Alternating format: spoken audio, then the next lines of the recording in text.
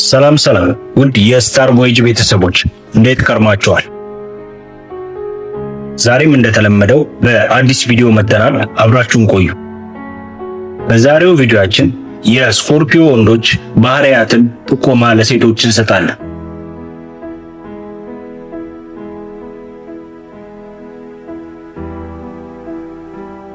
በስኮርፒዮ ኮከብ ስር የተወለዱ ሰዎች ከጥቅምት 14 እስከ ህዳር 13 ድረስ ያሉ የተወለዱ ሰዎች ናቸው።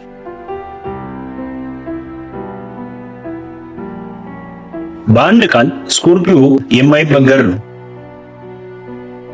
የተረጋጋ ከሚያስብለው ቀዝቃዛ ፊቱ በስተጀርባ ያለማቋረጥ እየተንከለከለ እንፋሎት የሚተፋ ትልቅ የሚፈላ በርሜል ነው።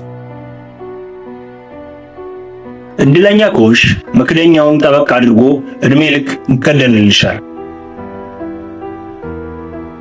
በከባዱ ወቅተሽ ካቆሰልሽው ግን ፍንዳታው መክደኛውን ገልብጦ ይወጣል። በዚህ ጊዜ ዞር ካላልሽ አትተርፊ። እንደዛ ባታስቆይው ይሻላል። ስኮርፒዮ በፍቅርና በምክንያታዊነት የተካነ ነው። በእነዚህ ግራ ሊያጋባሽ ይችላል። ልቡንና አእምሮውን እኩል ይቆጣጠራቸዋል። ስኮርፒዮን ከብልህነትም በላይ ብልህም የመጠቀ አእምሮ ከጥልቅ ፍልስፍና ጋር ታድሏል። ውበት ቅርጻቸውን ለመጠበቅ ወይም ለሌላ ድብቅ ዓላማ ሲሉ ባዶ ቤት ዘግተው የሚቀመጡ ስኮርፒዮኖችም አሉ። የፍቅር ጨዋታ ጨርሶ አያስፈራውም። አብሮት ያደገ ነው። ሲያዩት እንደዚህ ያለ ነገር ምንም የማያውቅ ምስኪን ሊመስል ይችላል፣ ግን የወጣለት አሳዳጅ ነው። ያለውን ከፍተኛ ብቃትና ጉብዝናቸው መቼም ሚስቱ ትመሰክራለች። ስኮርፒዮ ወንዶች ድንገት ቱግ የሚልና እድሜ ልክ የሚያቆስል ኃይለኛ ቁጣ አላቸው። ነቀፌታቸውም ከባድ ነው። በማሸነፍ የመደሰታቸውን ያህል የግድ ለማሸነፍ ያስባሉ። እንደዚህ አይነት ስሜታቸውንና የወሲብ ፍላጎታቸውን ሰው እንዳያውቅባቸው በጥብቅ የመቆጣጠር ኃይል አላቸው። በፊታቸው ላይ ግን ቅንጣት ታህል የቅሬታ ምልክት አይታይም። እያንዳንዱ ስኮርፒዮ ለራሱ ሕግ ነው። ችግሩን ሁሉ ተቋቁሞ የማለፍ ብቃት አለ። ሚስጥር መመርመርም ስለሚወድ ሳያጣራ የሚተወው ነገር አይኖርም። ሚስጥርሽን ሁሉ ዘግዝቆ ሲወጣብሽ ማፈርሽ አይቀርም። ስለዚህ ጠንቀቅ ማለት ይበጃል።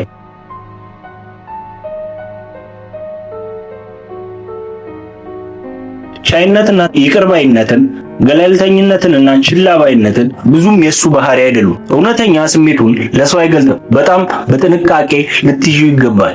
ከሌላ ወንድ ጋር መጣቀስ ቀርቶ ቀና ብለሽ እንኳን ስታይ ቢያይሽ ሊያብድ የሚችል ኮከብ ነው።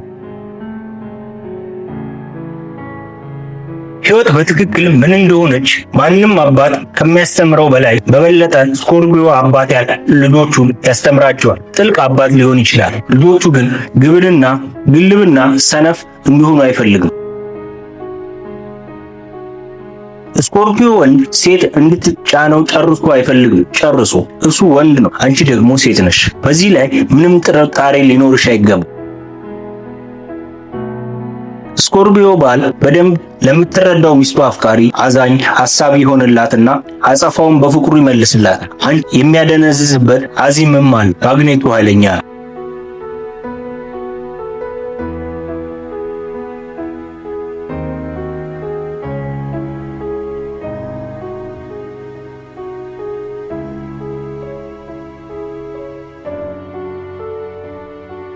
ውድ የስታር ቮይጅ ቤተሰቦች ቪዲዮአችን ከተመቻችሁ ላይክ፣ ሼር፣ ሰብስክራይብ አድርጉልን።